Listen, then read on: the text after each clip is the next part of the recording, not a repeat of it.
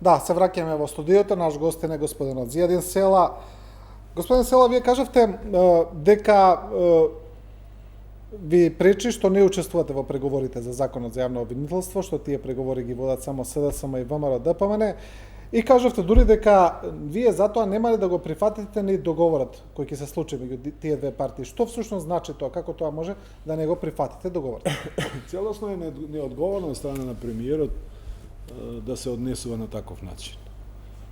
Да се обидува да прави преговори и договори со ВМРО ДПМН, ако не успее, ќе се врати кај другата албанска опозиција. Ние имаме што да кажеме во врска со тој договор, со тие преговори, во врска со законот за јавно обвинителство. Имаме наши предлози кои мислам дека не се во наша полза, него имат за цел тие наши предлози да ја вратат правната држава, да ја градат правната држава, што ја немаме одамна, нели?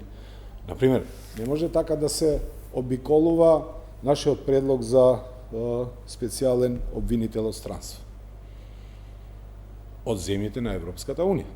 Така ќе покажевме и пред Европската Унија и тие да бидат дел од нашите реформи во правдата и во правниот систем и уште полесно да ни бидат овие преговори во врска со зачленување на Европската Унија.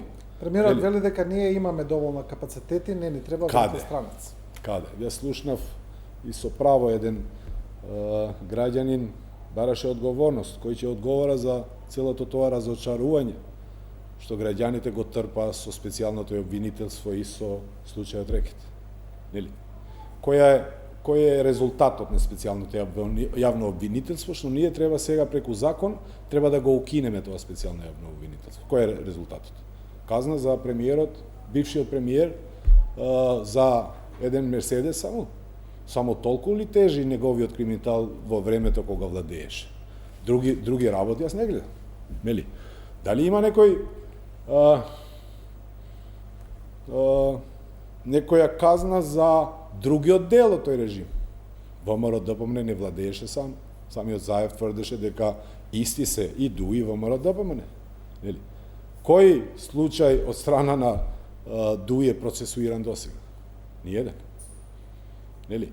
Затоа ние мислиме дека не е дојдено времето за да се укине специјалното обвинителство. Специјалното јавно обвинителство не е катица јавна. Специјалното јавно обвинителство е надежта на граѓаните за да се врати и да се гради вистински правен систем.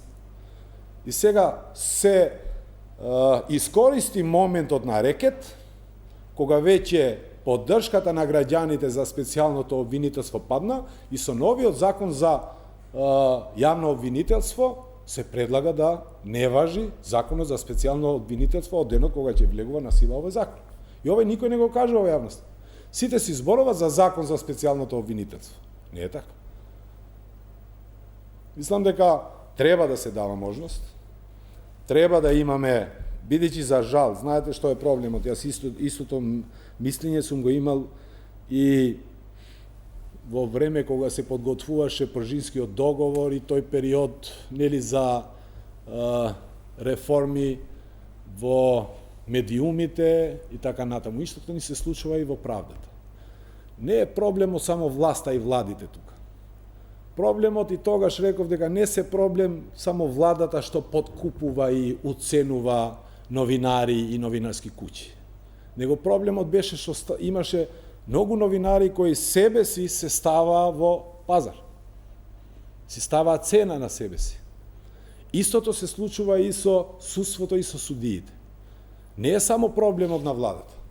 Него проблем е нивниот капацитет да се прилагодуват и да се однесуваат исто.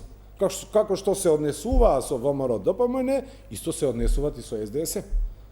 Нели? Тоа треба да се реши. А тоа ние не можеме да го решиме од внатре.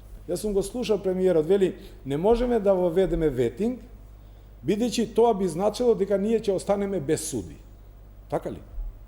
Да, отприлика таков е ставот. Так. Сега, со какво право, значи според негова логика, тој признава дека целиот судски систем е корумпиран, нели? Со почит, со некој што, нели, работи праведно и така натаму. Не сакам да ме сваќат погрешно. И сега тој вели, подобро да имаме корумпирано судство.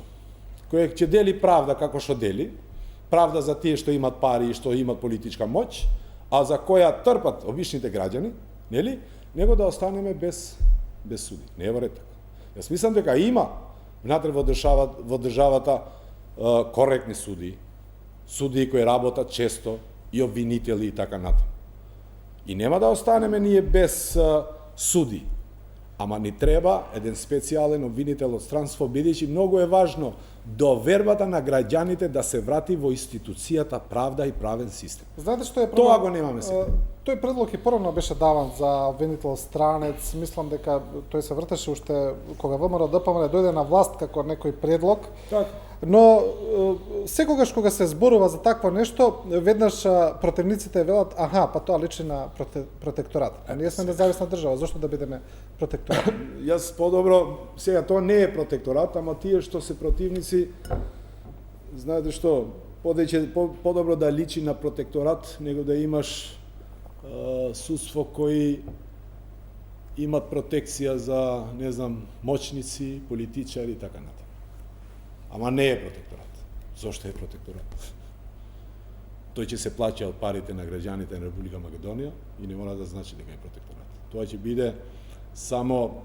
Мене ми е јасно, тие што дават такви изјави не се заинтересирани за да имаме вистинска правда. Да. Добро, имаме уште минута-две до крајот. Едно регионално прашање. Господинот премиерот Заев отпатува за Белград, таму на средба со председателот Вучик и премиерот Еди Рама на Албанија. Се уште е нејасно тоа што се најавува, некаков регионален сојуз, мини Шенген, не знам како се нарекува, во кој тие три земји би настапувале заедно пред Европската Унија. Како што кажав, нејасна е се уште контурите на таа идеја. На вас како ви наликува вака првично тоа? Првично јас ќе гледаме која е целта. Треба да има соработка, регионална соработка, не е никаков проблем. Мислам дека Албанија и Македонија, зашто да не, имајќи предвид дека 1/3 од населението се албанци, никако не треба да прифати да влегува во никаков сојуз со Република Србија пред да се реши проблемот со Косово.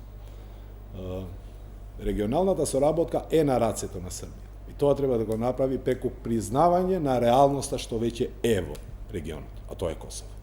Сите овие држави ја имат признаено Косово, останува Србија да ја признава и после зошто да не.